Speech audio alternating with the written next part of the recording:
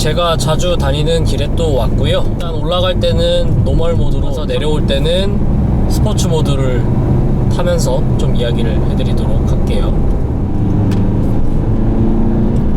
일단 뭐 177마력 그리고 40.8kgm의 최대 토크가 심지어 이 와인딩 로드에 와서도 제법 빠른 반응을 보여줘서 운전하기에는 정말 최적의 출력을 갖췄다는 느낌을 받게 됩니다.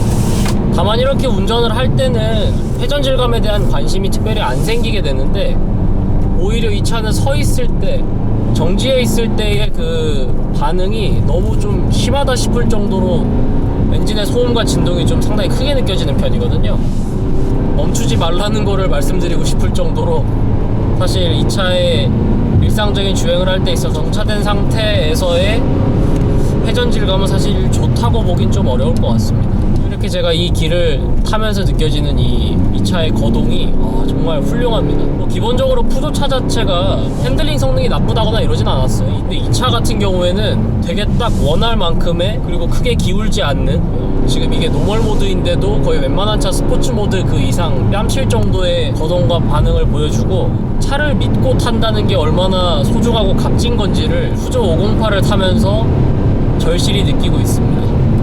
물론 순정 타이어로 장착된 미쉐린 PS4가 그립이 좋은 타이어긴 하니까 그에 따른 장점도 분명히 있긴 한데, 단순히 한두 가지의 장점들만으로는 지금 이런 거동과 만족감이 나오지 않을 거라고 확신을 해요.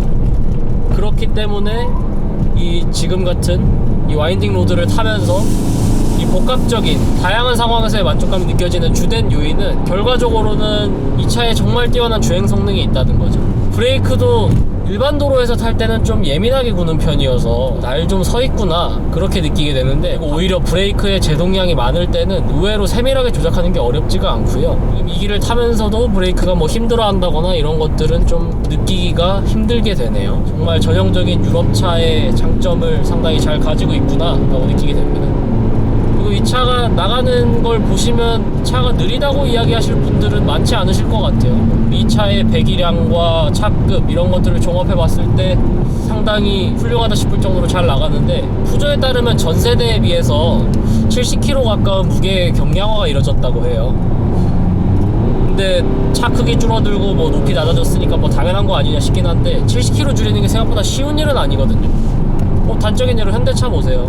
줄어든다고 얘기는 하지만 줄진 않잖아요. 지금 이렇게 노면이 완전히 말라있는 상태가 아니어서 차가 급격하게 거동이 틀어진다거나 이럴 법한 상황에서도 이 주행안전장치가 거슬리지 않게끔 중요한 시점에 딱 개입을 해서 자세를 잡아주고 운행을 안전하게 할 수 있도록 도와줍니다. 방금 같은 상황에서는 좀 이 차가 심각하다고 느꼈는지 제동을 하면서 제동 자체의 개입이 좀 세게 이루어지는 감은 없잖아 있는데요. 이제 한번 스포츠 모드로 또 주행을 해볼게요. 일단 스티어링 조향감이 분명하게 무거워졌다는 거를 느끼게 됩니다. 이게 너무 막 돌덩이 같은 느낌은 또 아니에요. 딱 적당하게 무거워져서 기분 좋은 무거움을 유지하면서 코너를 돌아나가게 되고, 이런 범프를 지날 때 물론 여기는 노면 요철이 상하로 상당히 크게 있는 구간이어서 약간의 흔들림은 있었지만, 제가 어제 다른 길을 탔을 때 이 차의 범프 처리가 너무 깔끔해서 정말 놀랬거든요.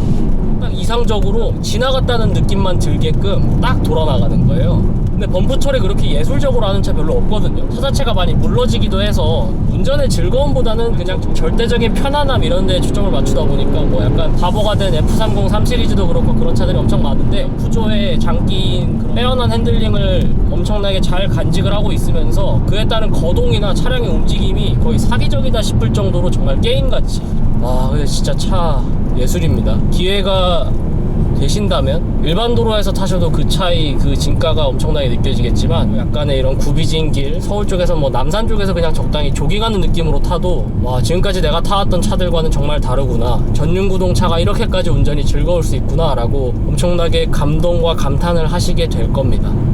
운전을 하는 지금 매 순간순간마다 너무도 분명하게, 너무도 노골적으로 느껴지네요. 엄청난 장점 중에 하나는 뭐 단점일 수도 있겠지만, 운전의 재미가 반감될지언정 엑셀 페달을 죽어라 때려 밟아도 생각보다 연비 저하가 크지 않다는 데 있어요. 유럽차 같은 경우에는 연료 효율과 그 경제성 측면에서 현대기아차나 뭐 이런 각종 국산차에 비해서 우위를 점하고 있는 부분이 확실하기 때문에 이런 데서 차를 타도 4기통 디젤 기준으로는 연비 저하가 생각보다 절대적으로 크진 않습니다. 그래서 지금 같은 경우에도 12km라는 연비가 나오는 게 그 때문이라고 보시면 되겠고요. 타는 걸 보셨던 것처럼 주행을 할 때는 패들 시프트에는 손이 잘 안 가게 되더라고요. 어지간하게 엔진 브레이크를 걸어야 되는 상황이 아닌 다음에야 사실 뭐 패들 시프트의 조작감이 좀 더 좋거나 그에 따른 반응성이 괜찮았다면 좀 더 적극적으로 활용할 수는 있을 것 같아요. 네, 이 차 총평해보자면 호적수가 없습니다.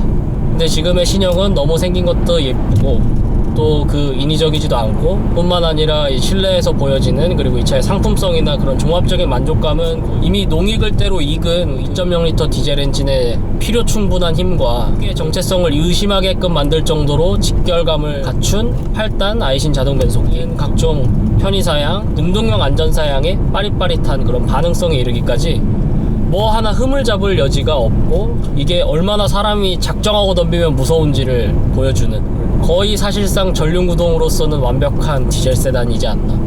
뭔가 조기축구에 갑자기 국가대표급 축구선수가 나타난 느낌 정도의 충격과 감동을 받게 되는 것 같아요. 그 정도로 대단한 차가 바로 이 푸조 508 2세대인 것 같습니다.